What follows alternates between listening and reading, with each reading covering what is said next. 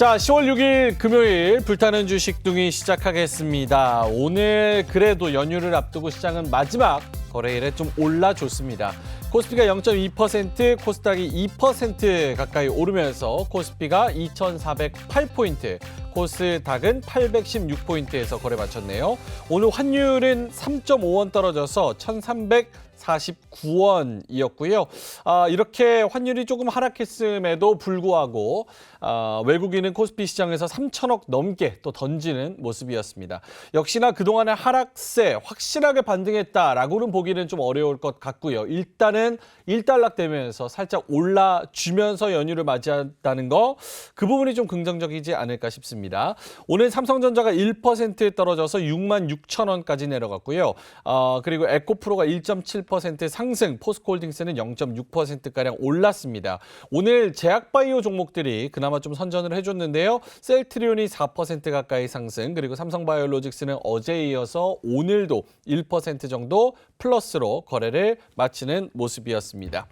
자, 여러 가지 이슈 따라서 뉴스 따라서 움직이는 시장, 역시나 안 좋은 뉴스들, 특히나 해외에서 들리는, 미국에서 들리는 안 좋은 소식들이 시장을 좀 끌어내리고 있는 그런 상황입니다. 그래서 오늘 금쪽상담소에서 이 미국 시장과 미국 경제 어떻게 바라봐야 되는 건지, 나쁜 뉴스가 진짜 우리가 나쁜 뉴스를 해석을 해야 되는 건지에 대해서도 잠시 후에 여쭤보도록 하고요. 채팅창에 많은 분들이 또 들어와 계십니다. 세코님, 무지개님, 그리고 우체통님 들어오셨고요. 혜연이님, 김문자님 들어오셨습니다. 여러 가지 의견들 남겨주시고 또 질문들 남겨주시면요, 저희가 쏙쏙 뽑아서 바로 또 피드백을 드리도록 하겠습니다. 자, 그러면 금쪽상담소 오늘 준비된 코너 시작해 보도록 하죠.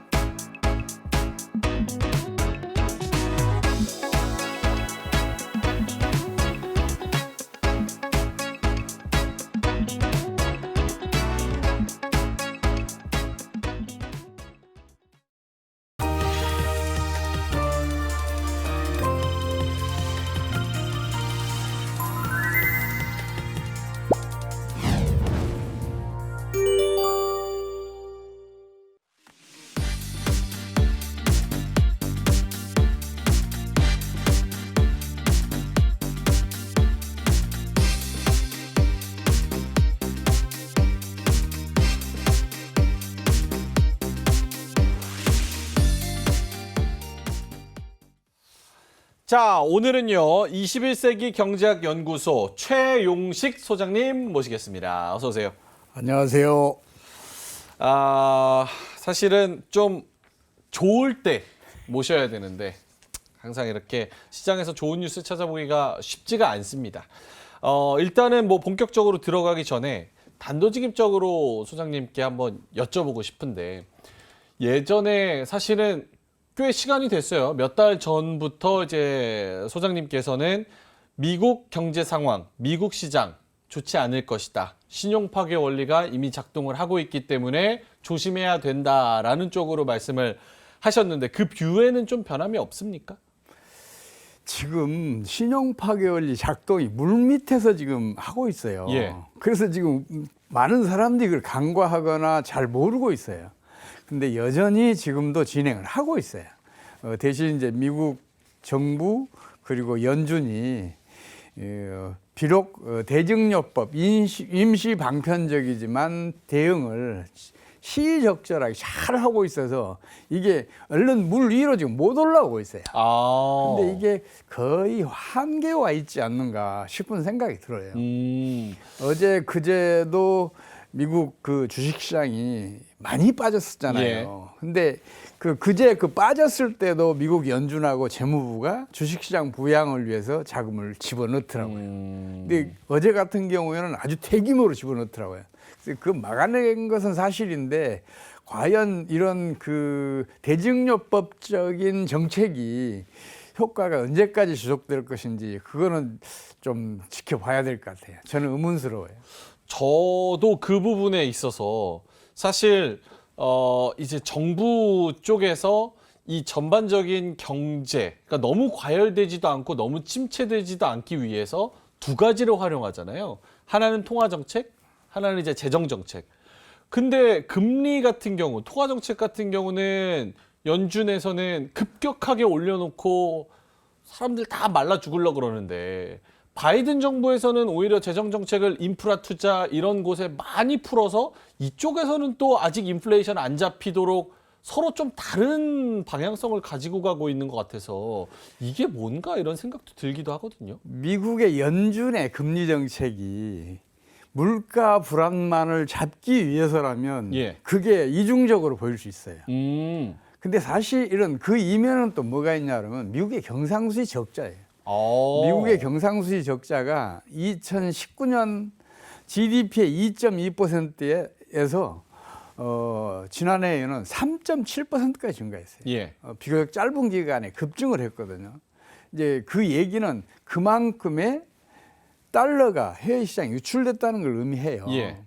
그 달러가 유출이 되면 달러 가치는 떨어지잖아요.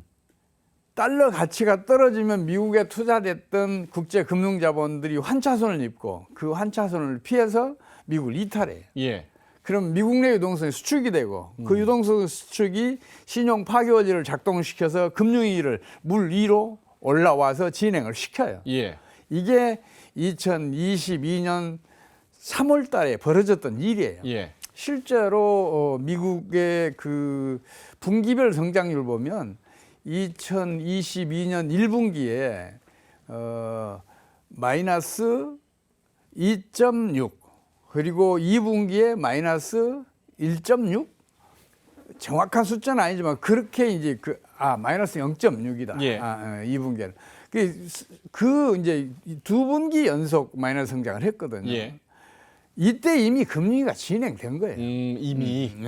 다만 그 깊이가 얕았고 길이가 짧았어요. 그러니까 그걸 간과를 했어요. 이제 그렇게 이제 당시에 이제 그 경기 후퇴가 급속하게 진행되니까 그걸 반전시키기 위해서 미국이 취한 정책이 고금리 정책이에요. 예. 지난해 3월부터서 빅스텝, 자이언트 스텝. 평상시에는 0.25%씩 조정을 하다가 예. 0.5%, 0.75% 연달아 인상을 시켰잖아요. 금리가 인상이 되니까 당연히 달러 가치는 상승하죠. 이건 두 가지 효과가 있었어요. 하나는 예. 뭐냐면 기준금리가 다른 나라보다 높으니까 다른 나라의 저축이 미국으로 빨려 들어갔어요. 그리고 달러가 강세로 돌아서니까 다른 나라에 투자됐던 국제금융자본들이 환차익을 노리고 미국으로 흘러갔어요. 예. 그래서 미국의 유동성은 풍부해졌고 그 풍부해진 유동성이 당시에 진행되던 신용파괴원리 작동을 막아냈어요. 그래서 지난해 3분기, 4분기에 각각 성장률이 마이너스 3%대 그리고 2%, 플러스 3%대, 플러스 2%대의 성장률 기록하면서 경기를 반전을 시켰어요. 예. 근데 그게 계속 갔으면 좋은데 그게 안 됐어요. 왜냐하면 다른 나라에서 끌어들일 저축들, 다른 나라에 투자했던 국제금융자본들 끌어들일 여유가 거의 다 고갈됐어요. 그러니까 이제 더 이상 자금이 이게 유입이 안 되니까 미국 내에서 올해 3월 달에 유동성이 수축, 신용 파괴 작동으로 인해서 유동성이 수축이 되면서 예. 실버게이트, 실리콘밸리, 시그니처, 퍼스트 리퍼블릭, 크레딧 스위스 등등의 은행들이 뱅크런이 발생을 하면서 예. 파산 지경에 가잖아요. 그때 미국이 또 그 아주 과감한 어떤 의미에서는 무모한 그 예금 전액 보장 이 정책을 발표해서 또 그때 그걸 차단해냈어요. 근데 당시에 그 고금리잖아요. 그런 과정에서 연초부터 3월까지 무려 4,240억 달러의 버는 통화를 증가를 시켜요. 예. 물가를 안정시키기 위해서라면 통화를 이렇게 증가시키면 안 되잖아요.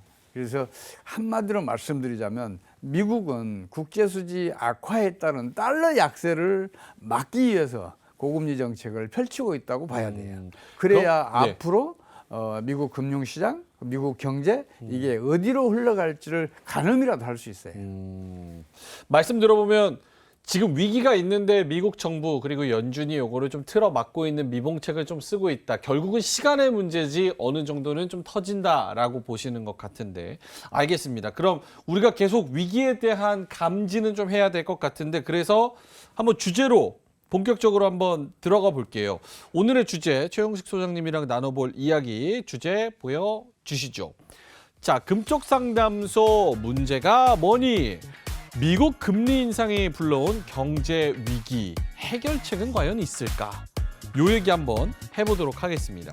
일단 사실 미국이 고금리 정책을 펼치고 있지만 미국의 고용이나 아직 뭐 소매 판매나 이거는 우리가 걱정할 정도로 완전히 깨지지는 않고 있다. 그래서 탄탄한 수준이다라는 얘기가 계속 나오는데 일단 첫 번째로 미국 금융시장, 미국 뭐 자본시장, 주식시장 포함해서 금융시장은 지금 괜찮은 상황입니까?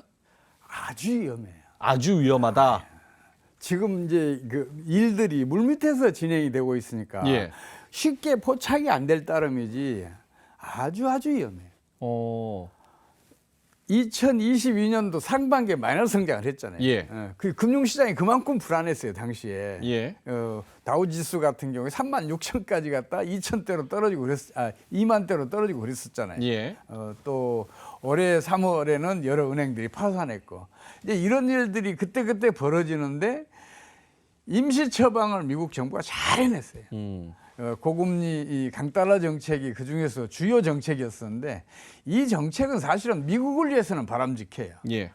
다른 나라 유동성을 끌어들여서 미국 내 유동성이 풍부해지니까 그렇죠. 미국의 경제 활동을 활발해지고 거기에 따라서 고용률도 그 좋아졌고 또 경제 전반의 그 경제 활동도 활발해졌고 그랬잖아요. 예. 근데 문제는 다른 나라들이 미국으로 국내 저축을 뺏긴 나라들 그리고 미국 다른 나라에 투자됐던 그 국제 금융자본이 떠난 나라들 이 나라는 어떻게 되겠어요? 그 나라들은 경상수지가 적자인 나라들은 대부분 외환위기 늪에 빠져 있거나 아니면 외환위기에 직면해 있어요. 우리나라처럼 경상수지가 흑자인 나라들은 금융시장이 이렇게 그 불안해지면서 신용파괴가 작동하면서 경기가 후퇴했었어요. 예. 우리나라 지난해 4, 4분기에 그 성장률이 마이너스 당시에 1.6%인가 예. 마이너스 성장으로 갔잖아요. 예. 그 간 이유가 우리나라 국내 저축, 우리나라에 투자됐던 국제 금융자본들이 미국으로 빨려 들어가면서 그런 일이 벌어졌단 말이에요. 그래서 지금 미국의 고금리 강달러 정책은 전형적인 내 이웃을 거지로 만드는 정책인데 내 이웃을 거지로 만들면 그건 1년 안에 그게 부메랑이 돼서 미국 경제에 타격을 입혀요. 다 이거는- 도미노처럼 연결돼 있기 때문에. 아이 그럼요. 세계 어느 나라도 독립적인 나라는 없어요. 예. 서로 밀접하게 연관이 돼 있어요. 다른 나라 경기가 부진해지면 미국 경제도 1년 안에 부진해져요. 다만 그 시차가 있으니까 그 동안만 미국이 좋은 거예요. 지금 미국의 상황을 제가 말씀을 드리자면 미국은 앞으로는 기준금리를 올릴 수도 없고 내릴 수도 없을 것 같아요. 예. 왜냐하면 기준금리를 만약 내리잖아요. 그럼 달러는 약세로 돌아설 거 아니에요. 그렇죠. 미국에 투자됐던 국제금융자본들 미국을 이탈할 거 아니에요. 그럴 가능성이 환차손 높죠. 때문에. 예. 그러면 유동성이 부족해지면서 경제 활동이 둔화되겠죠. 둔화되면서 경기는 후퇴한단 말이에요. 그런 일이 벌어질 수 있어요. 반면에 기준금리를 올리잖아요. 지금도 고금리지만. 예. 그러면 국채나 그 MBS 있잖아요. 모트게이지 베이스 시큐리티 이런 것들 가격이 빠져요. 이 두 개는 미국의 금융기관들이 현금 보유 비율로도 인정이 되고 또 자기 자본 비율로도 인정이 되니까 다 가지고 있어요. 예. 또 이게 안정적이니까 또 투자를 많이 해두고 있어요. 근데 이 가격이 떨어져 봐요. 그러면 미국 금융기관들 그 경영 수지가 계속 악화될 거 아니에요. 그럼 어느 은행에 가서는 그 손실이 누적되면서 파산 지경에 이르게 돼요. 그러면 이게 또 금방 다른 금융기관에 전념되면서 뱅크런이 또 일어난단 말이에요. 예. 근데 이번에는 미국이 예금 전액 보장이라는 구두 정책을 펼칠 수 없을 거예요. 왜냐하면 미국의 예금 보험 기금은 1,800억 달러 정도 돼요. 예. 꽤 큰 규모인데, 근데 예금 총액은 20조 달러예요. 그러니 그 보장이 되겠어요? 안 된다고. 그래서 제가 지금 걱정하는 것은 어디에선가 트리거가 하나 터지면 예. 이건 반드시 금융위기를 터뜨린다. 저는 이렇게 보고 있어요. 알겠습니다. 그러니까 달러가 지금 미국이 통화정책으로 급격하게 금리를 올려서 달러 강세를 인위적으로 좀 만들어 놨고 다른 나라 통화들은 다 약세기 때문에 자본이 다 미국으로 갔고 원래 경제 위기가 와야 되는 거를 지금 좀 통화를 돌리면서 좀 막아내고 있는 그런 상황인데 이게 사실은 미봉책이고 언젠간 이게 좀 터질 것 같다. 지금 말씀해 주신 거 여기 써주신 거에는 연말에 다우지수가 3만을 하향 돌파 시에는 금융위기가 가능하다라고 저희한테 써주셨는데 지금 다우 지수가 3만 3천 정도거든요. 여기서 10%더 빠지면 금융위기가 올 수도 있다? 아, 그럼요. 그 사실은 미국의 저 주식시장이 지금 거품이 아주 심해요. 예. 지금 계속 떨어지는 것을 지금 미국 정부가 지금 막아내고 있는 걸로 봐야 되거든요. 이게 이제 미국 연준도 금융시장이 불안해지면 번호통화를 즉각 투입을 하고 뭐 예. 이런 식으로 해서 이제 막아내고 있는 건데 지금 금융위기는 이미 진행되고 있는데 제가 봤을 때는 그걸 미국이 적절하게 막고는 있지만 어쩌면 미국 주식시장에서 다우지수가 심리적인 저지선이라는 산만을 하향 돌파하면서 금융위기가 본격화되지 않느냐. 이 주식이라는 게 이게 통화의 기능을 가지고 있어요. 예. 거래 수단으로서도 활용이 되고 가치 저장 수단으로서도 활용이 되잖아요. 예. 이 두 가지는 통화의 기본적인 기능이에요. 그러니까 이 기능을 가지고 있으면 준화폐라고 불러줄 수 있어요. 이 주식이 준화폐인데 주식시장이 폭락해 봐요. 그럼 거래량 줄어들죠. 또 금액 또 주가 떨어지니까 금액도 줄어들죠. 예. 그래서 경제 내에 유동성이 수축되는 효과가 나타나고 그러면서 신용 파괴가 작동을 해요. 그러면 금융위기가 진행이 된단 말이에요. 이미 벌써 진행이 되고 있는 것이다. 물 밑에서 진행되고 있는데 연말쯤에는 그게 물 위로 올라와서 눈에 띄게 진행될 거다. 저는 올해 그렇게 연말이요? 봐요. 예. 3개월밖에 안 남았는데 10월, 11월, 12월. 저는 그쯤으로 보고 있어요. 제가 조금 그 예측을 빨리 하는 경향이 있어요.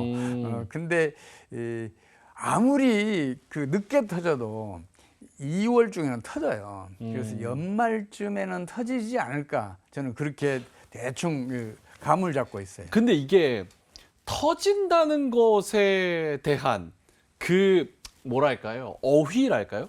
그러니까 예전에 2008년, 2009년 이때 금융위기 있었을 때는 무언가 다 이렇게 파생 상품으로 다 연결돼 있기 때문에 하나가 터졌을 때 이게 도미노처럼 걷잡을 수 없이 커진다고 하면 지금은 사실 그렇게 연결돼 있는 건 아니기 때문에 뭔가 하나가 터진다고 하는 게 이제 리세션으로 들어간다는 거지. 경기 침체 쪽으로 깊숙이 들어간다는 거지. 뭐가 우리가 모르는 시스템 리스크가 빵 터진다. 이건 아니다라는 의견이 있거든요. 터진다라는 게 어떤 뉘앙스로 말씀을 해주시는 건지. 예를 들어서 그 주식시장에서 그 이제 시가총액이 예. 10%가 빠지잖아요. 예. 그러면 그 금액만큼 유동성이 수축이 돼요. 그러면 그렇겠죠. 그 혼자 수축이 되는 게 아니라 그게 수축이 되잖아요. 그러면 금융기관 경영수지를 악화시키잖아요. 금융기관 경영수지가 악화가 되면 이제 그 자기자본 비율을 확충을 해야 되잖아요. 뿐만 아니라 또 그 현금 보유비율도 확충을 해야 되고 예. 그러다 보면 이게 그 뭐예요 추가적인 대출 투자가 점점 어려워지고 오히려 줄어들어요. 그러니까 이게 이제 반복이 되면서 신용 창조의 역과정인 신용 파괴원리를 작동을 시킨단 말이에요. 신용 파괴원리가 작동을 하면 신용 승수배만큼 유동성이 수축이 돼요. 그냥 그만큼만 수축이 되는 게 아니라 그만큼 그 신용 승수배만큼 수축이 되기 때문에 금융위기는 피하기가 어려워요. 주식시장이 붕괴되면. 지금 말씀해주신 터진다라는 개념은 주식시장 전반적으로 이 자산 가격의 거품이 많이 꺼지고 하락하면서 경제도 안 좋아지고 침체 쪽으로 많이 간다는 뉘앙스로 말씀을 해주시는 거네요. 이렇게 제가 비유해서 말씀드릴게요. 예. 우리 그 소화기관이 영양분을 제 아무리 많이 흡수해도 우리 혈관계가 제 역할을 하지 못하면 아무 소용이 없잖아요. 영양소가 제대로 다 안 가겠죠. 그러니까요. 예. 금융기관이 사실은 우리 혈관계와 같은 역할을 해요. 그래서 실물 분야가 제 아무리 활발하게 움직여줘도 이 금융 쪽에서 이게 제 역할을 못하게 되면 결국은 경기는 급속하게 하강하면서 경제 전체가 붕괴 위기에 처하게 돼요. 이게 말하자면 이제 그 금융 위기고 공황이고 경기 침체고 그렇잖아요. 그런 일이 지금까지 역사적으로 여러 번 벌어졌었어요. 2008년에만 있었던 게 예. 아니고. 알겠습니다.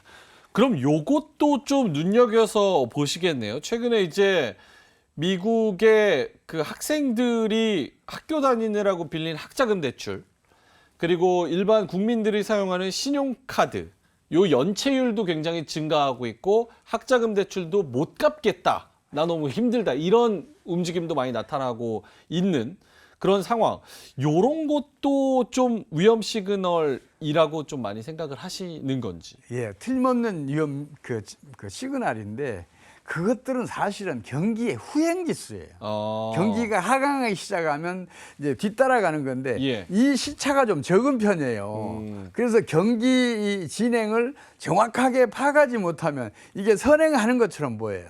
사람들이 경기 진행은 한참 뒤에 이걸 인식하게 되잖아요. 예. 우리가 난로를 만지면 한참 있다가 뜨겁다는 걸 느끼는 것처럼 경기 진행을 사람이 느끼는 것은 통상적으로 3개월에서 6개월 후에 느껴요.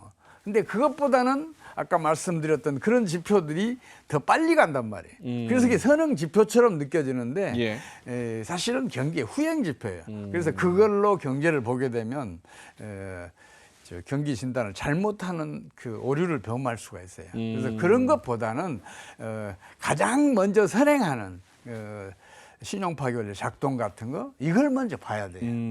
이런 영향으로 그런 일이 벌어지고 있단 말이에요.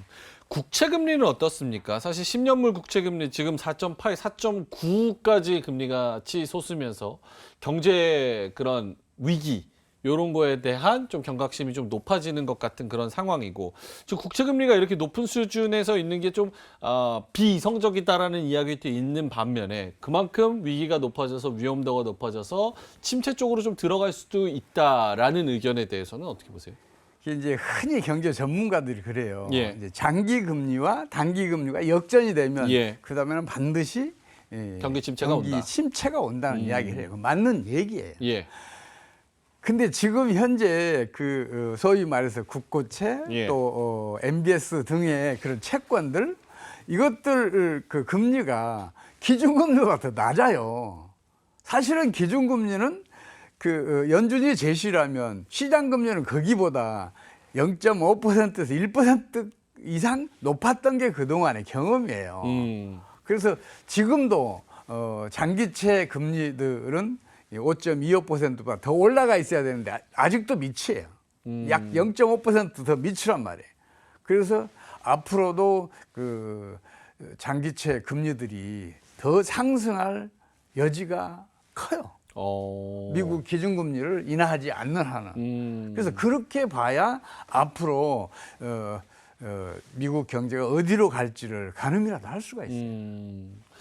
일각에서는 사실 예전과 같은 금융위기 형태가 아니라, 그러니까 뭐 하나 갑자기 하루아침에 눈 뜨고 일어나니까 난리 났다, 이런 분위기가 아니라 L자형으로 고금리, 중물가, 저성장, 이런 식으로 힘든 그런 일본의 잃어버린 20년처럼 힘들고 성장이 없는 시기가 쭉 오래 걸 거라는 L자형 저성장을 보시는 분들도 있는데 거기에 대해서는 어떻게 생각하세요?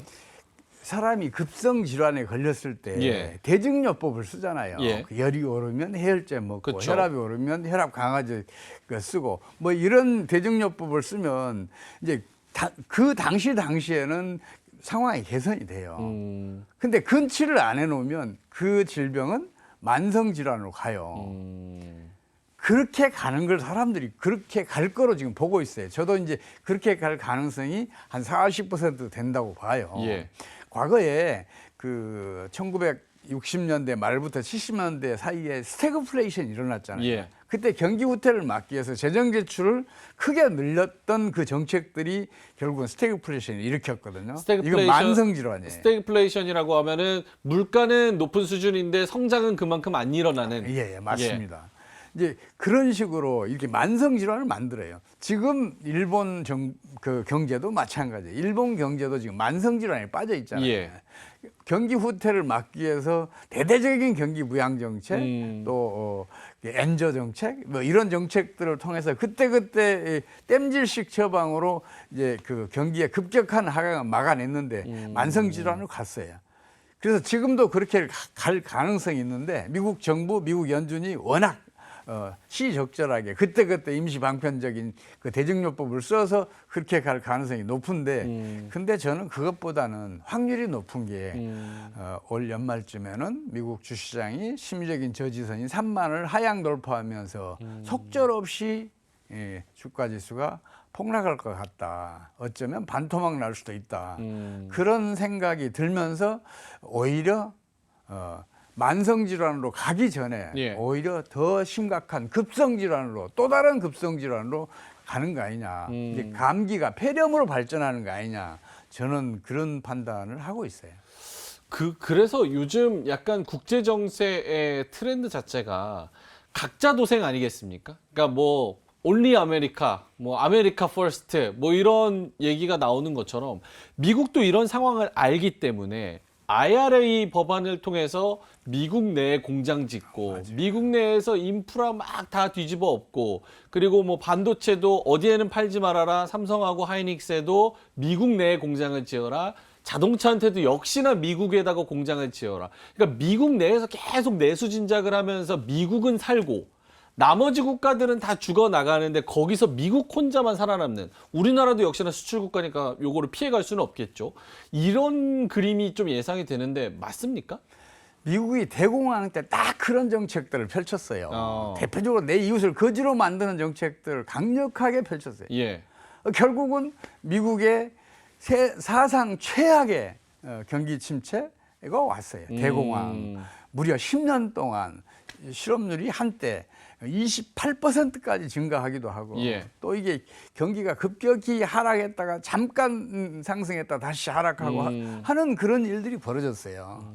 그래서 지금도 그런 상황으로 지금 전개되고 있는 것으로 저는 보고 있어요. 그때랑 비슷한 양상으로. 알겠습니다. 요거 한번 여쭤보면 좋을 것 같은데 세코님께서 미국 내년에 이맘때 대선 있잖아요. 그 우리나라는 4월 때 총선 있으니까 사실은 뭐 정부가 어떻게든 틀어막으려고 막 이렇게 애를 쓰면 잠깐이라도 틀어막을 수는 있으니까 내년 미국 대선 때 그러니까 내년 한 10월 뭐 요맘때까지는 그래도 시장이 좀 버티지 않을까 이렇게 생각을 또 하시는 분들도 계시더라고요. 저는 그게 그러니까 일시적인 어떤 그 경기 후퇴 예. 혹은 경제위 이건 이제 벗어날 수 있을 것으로 보여요. 잠깐은. 근데 지금 이미 미국은 그렇게 임시 방편적으로 두 번의 그 위기를 넘겼어요. 예. 2020년에 이제 그 코로나 사태 때문에 위기가 왔었던 걸 넘겼고 또 그 2022년도에 그 5개 은행들 파산할 때도 그때 금리가 왔을 때 한번 넘겼고 이제 그리고 지금까지 이어지고 있는데 그런 임시 방편적으로 벗어난 그 상황이 과연 완벽하게 정상화될 것이냐 저는 거기에 대해서는 의문이에요. 왜 그러냐면요. 그 경제 위기 특히 금융이라는 것은 전염성이 굉장히 뛰어나요. 예. 어느 한 나라에서 비중 있는 어느 한 나라에서 금리가 터지잖아요. 그러면 금방의 나라들로 전염이 되고 금방 또 전 세계적으로 전염이 돼요. 질병도 마찬가지잖아요. 코로나 우리 그 전염된 걸 봤잖아요. 금융위기도 그래요. 예. 그렇다면 이 국제적인 공조 체제가 구축돼 있어야 될 거 아니에요. 그래야 공동으로 대응할 수 있을 거 아니에요. 근데 미국이 지금 나 혼자만 살겠다고 그 내 이웃을 거지로 만드는 정책을 펼치고 있잖아요. 예. 국제 공조 체제 구축이 힘든 상황이에요. 예. 그래서 어디에선가 금융위기가 터지면 이게 전 세계로 전염될 수밖에 없어요. 물론 그 2008년도 금융위기는 대공황 때보다 사실은 더 심각했어요. 그때 금리가 진행되는 거. 예. 근데 그때는 국제 공조 체제가 잘 구축이 돼서 그걸 세계 각국이 공동 대응해서 그 금융위기의 기간도 짧게 했고 깊이도 얕게 잘 벗어났어요. 근데 지금은 그게 힘들게 됐어요. 그뿐만 아니라 미국은 기준금리를 올릴 수도 없고 내릴 수도 없는 상황이잖아요. 만약 내리면 달러 가치 떨어지고 미국에 투자됐던 국제 금융 자본들 미국을 떠나고 그러면 금융위기가 곧바로 진행될 거 아니에요. 반면에 기준금리를 올리면 이제 국고채, MBS 등 그 채권들 이 가격이 올라갈 거 아니에요. 예. 아니 가격이 떨어지죠. 이자율 생각이 예. 가격이 떨어질 거 아니에요. 그러면 그걸 보유하고 있는 금융기관들은 손실을 입는단 말이에요. 그러면 금융기관 손실이 누적되면 어느 은행에선가는 파산이 일어나요. 뱅크런이 전 금융기관으로 전념된단 말이에요. 그럼 이건 다른 나라도 또 전념이 돼요. 그래서 지금은 그 아주 이러지도 저러지도 못하는 아주 난처한 그 상황이다. 저는 그렇게 보고 있어요. 그러면 사실 중요한 건 이제 언제쯤이 될 것이냐가 굉장히 중요할 것 같은데 아까 말씀하시기로는 연말 그럼 조금 늦으면 뭐 내년 상반기쯤 요쯤으로 본다고 하면 사실 그 시기에 대해서는 변수가 많이 남아있는 상황이네요. 왜냐면 대선도 많이 남아 있어요. 많이 남아 있어요. 물론 정확하게 뭐 연말은 아니어도 언젠가 뭐 내년까지 좀 버틸 수는 있어도 어쨌든 터지긴 터진다라는 입장. 저는 이제 경제 병략을 한 40여 년 동안에 걸쳐서 연구하고 이제 수립을 했어요. 예. 근데 이제 경제 병략이라는 게 두 개로 나눠져 있어요. 예. 그 경제 질병이 발병하는 일반적인 경제 원리, 그리고 전개해서 어떤 그 파국으로 치닫는 그런 경제 원리까지 구축을 해놓고 이걸 증명하기 위해서 임상 사례를 연구해야 될 거 아니에요. 그래서 이 두 개로 나눠져 있는데 예. 일반 원리와 임상 사례. 이 임상 사례를 제가 연구해 봤더니 대충 그때쯤이면 그게 터졌더라. 경험치예요. 제 얘기는. 예. 그래서 제가 지금 올해 연말쯤에는 이제 그런 일이 일어날 것이라고 말씀을 드리는데 이게 경험치이기 때문에 터질 가능성이 물론 있지만 저는 확률이 최소한도 60% 이상은 된다고 저는 저 혼자는 믿고 있어요. 그러면은 미국이 정말 힘들어진다 혹은 터지는데 근처까지 간다라는 상황을 가정한다면 우리나라는 이미 바닥에 누워 있겠네요. 그래도 우리나라는 미국보다는 상황이 훨씬 나아요. 나아요? 예. 우리나라는 일단 주식시장이 아주 저평가돼 있어요. 그건 그렇죠. 이거는 비교해보면 금방 알 수가 있어요. 우리나라 1989년도에 주가지수 1000 넘었었잖아요. 예. 1004까지 갔었죠. 근데 당시에 미국은 3000 간 넘었어요. 그러니까 한 3배였었는데 지금은 미국은 36,000까지 갔다 32,000~33,000대에 와 있잖아요. 근데 우리는 겨우 3,600 갔다가 지금 2,400~500. 예. 못 오르는 데다 더 많이 떨어졌어요, 미국보다. 그래서 주식시장이 거품이 거의 없어요. 이게 첫 번째고. 두 번째는 우리나라 부동산 시장은 지난해 이미 분기가 끝났어요. 오, 그렇게 보세요? 그럼요. 오. 그러니까 부동산 시장은 이 장기 주기를 보실 필요가 있어요. 예. 일단 광기는 한 3년 정도 지속이 돼요. 예. 2018, 2019, 2020. 그다음에 패닉이 와요. 예. 이게 반년에서 1년. 이게 2021년. 패닉 바잉, 예. 아니 패닉 셀링. 패닉 셀링으로. 예. 그다음에 오는 게 붕괴예요. 이 붕괴가 2022년도에 일어났어요. 그리고 올해 들어서는 급매물이 다 거의 다 소진됐으니까 이게 장기 정체로 들어갔어요. 이 장기 정체는 통상적으로 5년에서 6년이 지속이 되거든요. 그래서 우리 부동산 시장도 안정기에 들어갔단 말이에요. 그 주식 시장이든 부동산 시장이든 이게 붕괴될 여지가 크질 않아요. 물론 세계적인 금융위기가 터져서 우리 경제에 덮쳐오면 이 떨어진 상황에서도 WDB 오기는 와요. 예. 그러나 미국이나 유럽이나 일본보다는 훨씬 상황이 낫다는 얘기죠. 그뿐만 아니라 우리나라는 성장 잠재력이 저는 지금도 6%가 넘는다고 봐요. 오, 우리나라 시장에서는 되게 긍정적으로 보시는 편이네요. 그럼요. 우리 성장 잠재력이 엄청 커요. 우리 국민소득 6만 달러, 10만 달러 견디는 산업들이 이미 많이 지금 잘하고 있잖아요. 거기다가 한류, 그 문화와 산업은 서로 상승작용을 하잖아요. 한류는 세계 무대를 지금 휘어잡고 있잖아요. 그래서 우리 지금 정부의 경제 정책만 실패하지 않으면 특히 고환율 정책만 폐기하면 우리나라 성장률은 지금도 6% 이상 간다고 보고 있어요. 그래서 그만큼 경제 체력이 튼튼하기 때문에 우리나라는 환율의 점진적인 하락만 용납을 하면 예.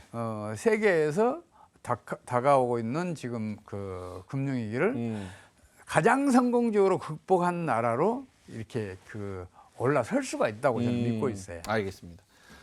채팅창의 여론은 굉장히 좋습니다. 소장님 우리나라한테는 굉장히 긍정적인 마음을 갖고 있으시다는 그런 의견들이 많은데 제가 초치자는 건 아니고 조금 더 궁금한 걸 여쭤보자면 예.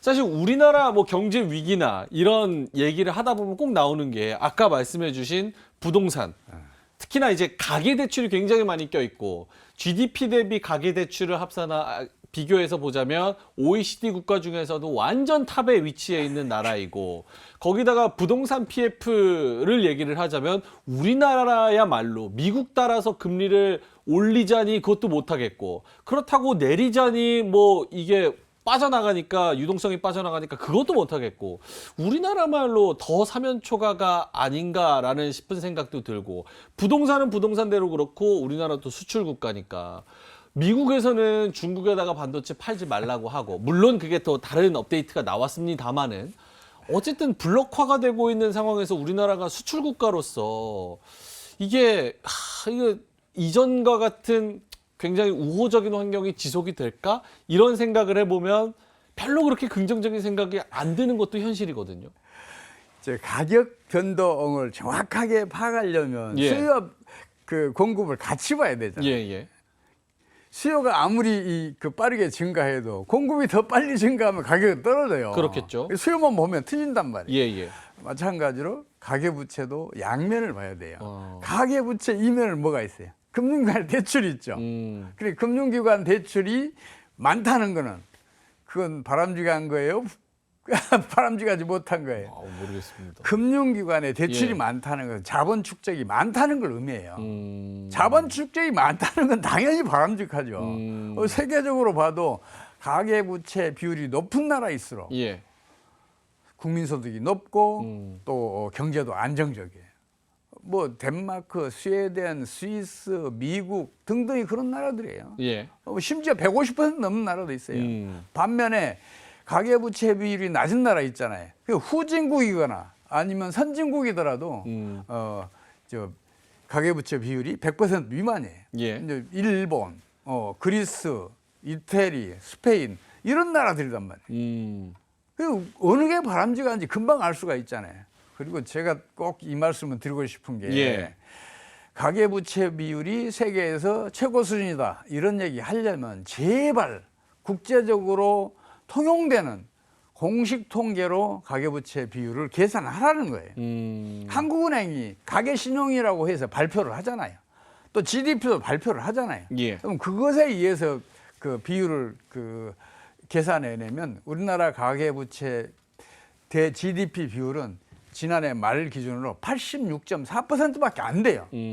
아직도 지나치게 낮아요. 예. 그게 높은 나라들이 지금 잘 사는 나라들이잖아요. 경제가 번영하는 나라들이잖아요. 가계부채 비율 더 늘어나도 상관없단 말이에요. 그걸 자꾸 그런 부정적인 인식을 국민들한테 심어주면 경제라는 건 자기 실현성이 높아요. 국민과 기업이 앞으로 경기가 하강할 것이라고 모두 믿으면 경기는 하강해요. 예. 근데 그런 쪽으로 지금 유도하고 있는 거 아닌가 싶은 생각이 들어요. 그다음에 이제 두 번째 말씀하신 수출에 대해서도 말씀 수출. 드릴게요. 예. 기업은 망하기 때문에 강해요. 기업은 망하기 때문에 강하다. 아유, 그러면요. 어느 한 문이 닫히잖아요. 예. 반드시 다른 문을 열어요. 지금 우리나라 경제 전망이 어둡다고 얘기하는 사람들이 우리나라 제1 수출 시장인 중국이 지금 거의 결단나기 직전이지 않느냐. 예. 중국에서 수출이 급감하고 있지 않느냐는 얘기를 해요. 우리 기업들 어떻게 했어요? 중국 시장의 문이 닫히니까 미국 시장을 열잖아요. 미국으로 열고 또 동남아 쪽으로 미국이 지금 우리나라 제1 수출 시장이에요. 예.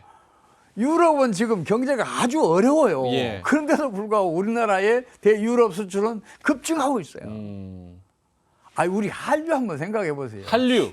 중국이 험한 정책으로 우리 한류 완전 차단했잖아요. 예. 뭐 드라마고 K-팝이고 뭐 또 K 영화고 전부 다 차단을 했잖아요. 그렇죠. 그러니까 우리 엔터 업계들 어떻게 했어요? 동남아 시장 개척하고 일본 시장 개척하고 미국, 중남미 뭐 등등 또 심지어는 서남아시아, 아프리카, 유럽 시장은 말할 것도 없고 개척 해내잖아요. 예. 기업은 망하기 때문에 강해요. 아. 망하지 않기 위해서 필사적인 노력을 기르면서 강해져요. 이제 제가 지금 그 문제를 제기하는 게 그것 때문이에요.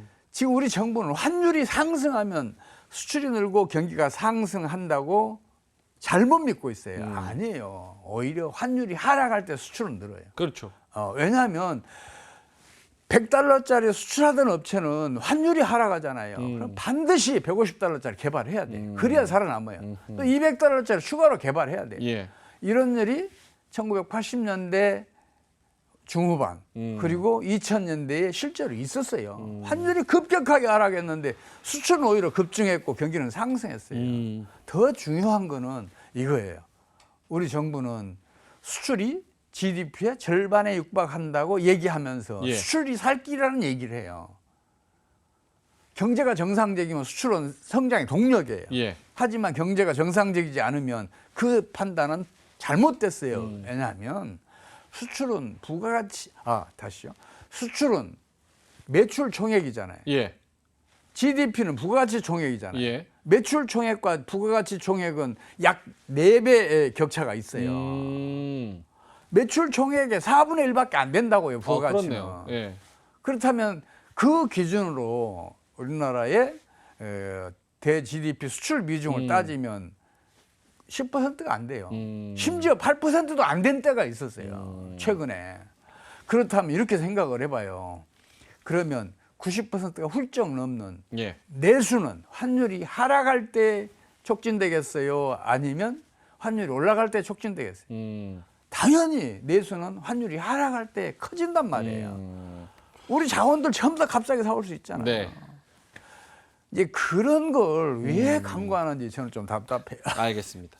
사실 그 경제에 대한 예측은 지금 사실 여러 가지 변수가 많기 때문에 뭐 다양한 의견들이 있을 수 있습니다. 부동산에 있어서도 수출에 있어서도. 근데 저는 좀 힘을 얻는 것, 에너지를 얻는 것은 사실 상황이 어렵더라도 우리가 여태까지 다 해왔던 것처럼 오히려 비관적으로 생각하지 말고 긍정적으로 좀 활로를 찾는 쪽으로 에너지를 주는 쪽으로 생각을 하면 그래도 생각보다는 더 좋지 않을까. 이런 쪽에서는 좀 의미를 좀 찾을 수 있을 것 같습니다.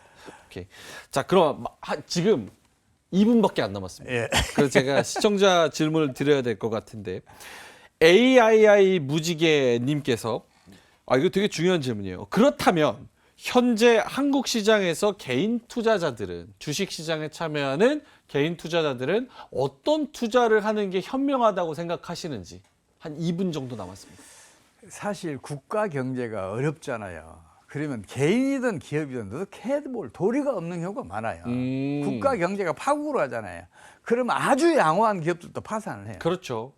그게 현실이잖아요. 그렇다면 앞으로 세계적인 금융위기가 우리 경제를 덮쳐올지도 모르는 이런 불투명한 상황이라면 최대한 수비적이고 또 신중한 그런 그 전략이 필요한 것 같아요. 투자 전략 짤 때 조금 보수적으로. 투자도 그렇고 다른 경제 활동도 그래요.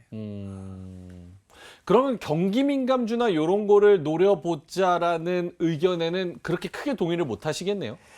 저는 우리 주가 지수도 더블 딥이 올 수 있다고 보기 때문에 지금은 아니라고 봐요. 그러니까 여러분들이 투자 활동하실 때는 주식이든 부동산이든 장기 주기를 가지고 있다는 걸 반드시 명심하셔야 돼요. 지금은 우리나라 부동산 시장, 주식 시장은 모두 5, 6년 정도의 장기 정체기에 들어갔어요. 그러면 지금 어떻게 해야 되는지 본인들이 판단하실 수 있을 거예요. 예. 정말 짧게만. 내년도 그러면은 코스피 지수의 연중에 한 번 저점을 찍는다면 몇 정도까지 빠진다고 예상을 하세요? 크게 빠진다면? 1000대도 빠질 수가 있어요. 1900대? 1000대도 무너질 수가 있어요. 주가 지수 1000이 무너질 수도 있어요. 코스피가 1000이 무너질 수 있다고요? 대공황 때는요.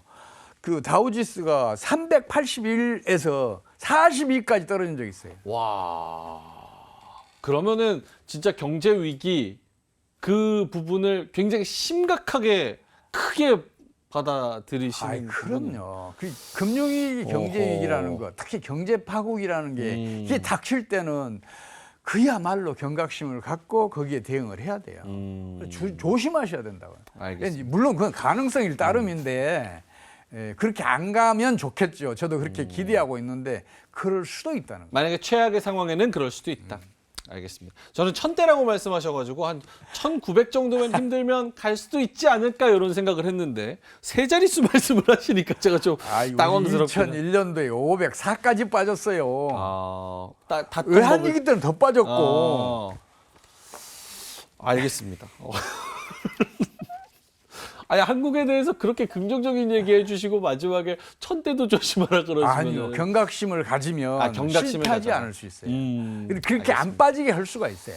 어쨌든 보수적인 좀 생각을 가지고 생각하는 것보다 더 위험할 수 있다라는 쪽으로 그럼요. 경각심을 가진다면 좀 의미가 있을 수 있을 것 같습니다. 자, 알겠습니다. 어느덧 또 인사를 드려야 될 것 같은데요. 오늘 좋은 질문 해주신 분 치킨 쿠폰 드리면서 물러나도록 하겠습니다. 오늘 질문 많이 해주셨는데요. 당첨자는 이분입니다. 보여주시죠. 올 무지개님 당첨 축하드립니다. 노란톡 주둥이 들어오셔서요. 치킨 쿠폰 받아가시면 좋을 것 같습니다.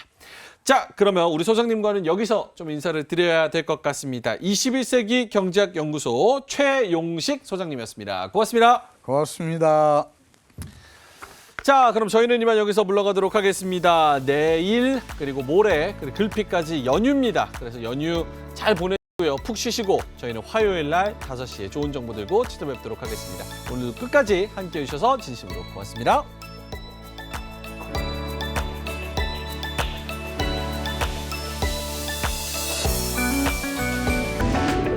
이로운 경제 채널 EBC